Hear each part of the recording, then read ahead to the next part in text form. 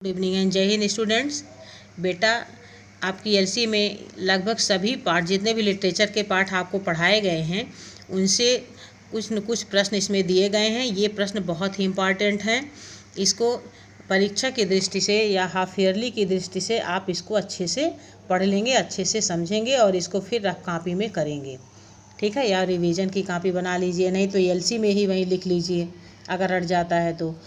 ठीक है, तो इस तरह से ये 10 प्रश्न हैं, इनको मैं आपको बता रही हूँ और इसका उत्तर ध्यान से आप लोग सुनिए। इसे कब किनको सुखी बनाना चाह रहे हैं, कब किनको सुखी बनाना चाह रहे हैं। जो कविता याद करिए, एक चीज़ और, जिसको कविता याद रहेगी उसको आंसर अपने आप आ जाएगा, क्योंकि जैसे प्रश्न पूछा जाएगा तुरंत आपको कविता याद आ जाएगी। कभी किनको सुखी बनाना चाह रहे हैं, जो लोग गरीब भिखारी हैं जिन पर न किसी की छाया है, ऐसा है ना, हम उनको सुखी बनाएंगे, हम उनको गले लगाएंगे। तो यानी जो लोग, देखिए उत्तर मैंने यहाँ पे लिखा है, जो लोग गरीब भिखारी हैं। ठीक है, जो लोग गरीब भिखारी हैं उनको कब उनको सुखी बनाना चाह रहे हैं।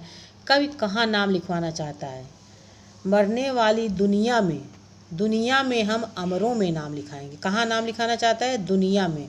और किस में नाम लिखाना चाहता है, अमरों में। दुनिया में अमरों में नाम लिखाना चाहता है। ठीक है, अम्मा से पैसे लेकर गोपाल ने क्या किया, गोपाल अपनी माँ से पैसे मांगा था, किसको खरीदने के लिए, मिट्ठू को खरीदने के लिए, क्योंकि उससे मिट्ठू से प्रेम हो गया था। वो मिट्ठू के साथ रोज़ जाके उसको रोटियां चने सब खिलाता था और अपनी माँ से पैसे मांगा कि माँ पैसे मुझे दे दो, मैं जाके मिट्ठू को खरीद लाऊं।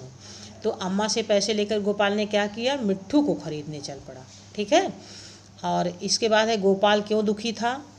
और गोपाल इसलिए दुखी था क्योंकि जब उसे पता चला कि सर्कस कंपनी शहर से जाने वाली है तो इसलिए वह बहुत दुखी हो गया। उसने सोचा कि सर्कस कंपनी चली जाएगी तो मिट्ठू भी चला जाएगा, इसलिए वह दुखी था। महाराणा प्रताप को किस बात की धुन थी, महाराणा प्रताप को तो सिर्फ एक ही धुन थी कि चित्तौड़ की पवित्र भूमि पर कैसे अधिकार करें। महाराणा प्रताप को इस बात की धुन थी कि चित्तौड़ की पवित्र भूमि पर कैसे अधिकार करें, क्योंकि उस समय वहाँ पर अकबर ने शासन कर लिया था, अकबर ने अधिकार कर लिया था। ठीक है, और उनके पास कुछ धन नहीं था और उनके पास फूटी कौड़ी भी नहीं थी, और जिससे कि सेना को और सैनिकों को भोजन दिया जा सके। ठीक, और इसके बाद है महाराणा प्रताप के सैनिक युद्ध करने में असमर्थ क्यों थे, क्योंकि सेना और घोड़ों को भोजन देने के लिए, हथियारों के लिए भोजन और घोड़ों को भोजन देने के लिए, इन सब के लिए धन की आवश्यकता होती थी। धन की आवश्यकता होती है ना, क्योंकि जो उनके पास नहीं था, इसलिए वो असमर्थ थे। विपत्ति आने पर सूरमा क्या करते हैं, विपत्ति आने पर सूरमा, जो सूरमा मीन्स बहादुर, विपत्ति जो परेशानी आती है, कोई विपत्ति आपत्ति आती है, मुश्किलें आती हैं, कठिनाई आती है, तो बहादुर क्या करते हैं, अपना धैर्य नहीं खोते, हिम्मत से काम लेते हैं। ठीक है, हिम्मत से काम लेते हैं, धैर्य नहीं खोते हैं।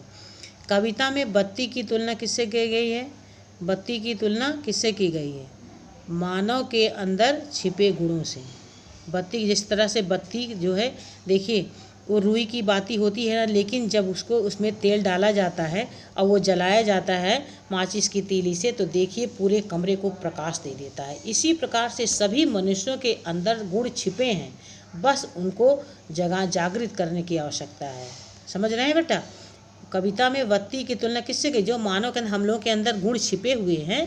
जिस तरह से रुई में देखिए गुण छिपा, प्रकाश छुपा है, उसको तेल डालो, माचिस की तीली जलाओ, देखो उसमें से पूरा कमरा प्रकाशमय हो जाता है। इसी तरह से हर मनुष्य के अंदर गुण छिपे रहते हैं, बस उनको जगाने की आवश्यकता, उनको समझने का, अपना अस्तित्व समझने की आवश्यकता है कि नहीं हम कर सकते हैं ये काम। ठीक है, हम कोई भी काम कर सकते हैं। नेताजी अपनी माँ से क्या जानना चाहते हैं, तो नेताजी अपनी माँ से यही जानना चाहते थे कि मैं किस पद पर, मुझे आप किस पद पर देखकर प्रसन्न होंगी।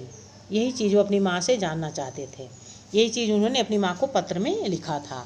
और अगला प्रश्न है, बाबू लोगों की क्या क्या विशेषताएं होती हैं, बाबू लोगों की वो क्या विशेषताएं होती हैं, उनके अंदर क्या गुण होते हैं। बाबू लोग क्या, वो हर काम दूसरे से करवाते थे और श्रम को छोटा काम समझते थे, और श्रम को छोटा काम समझकर उससे घृणा करते थे, और छोटा सा छोटा काम, बड़ा सा बड़ा काम, हर काम वो नौकरों से कराते थे। यही उनकी विशेषता थी।